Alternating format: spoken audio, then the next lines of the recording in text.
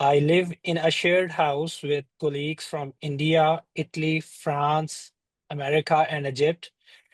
I continuously learn about their different ingredients to make various dishes, and experimenting with these ingredients makes cooking an exciting experience.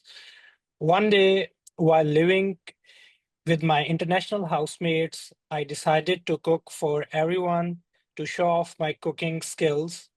I wanted to make a fusion dish combining flavors from all our countries.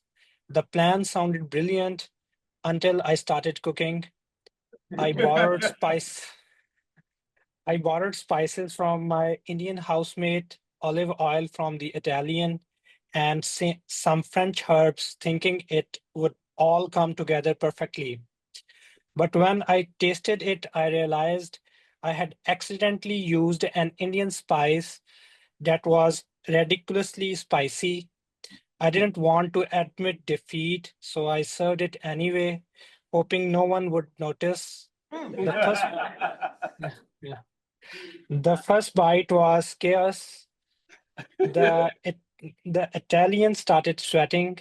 The French housemate reached for water, and my American housemate politely said, "Well, this is different." It was then It was then my Egyptian housemate leaned in and whispered, "Are you trying to kill us all?"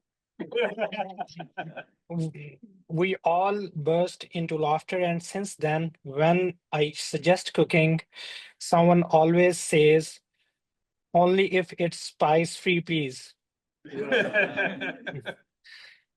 It taught me an important lesson. Cooking might bring people together, but spice levels can tear them apart.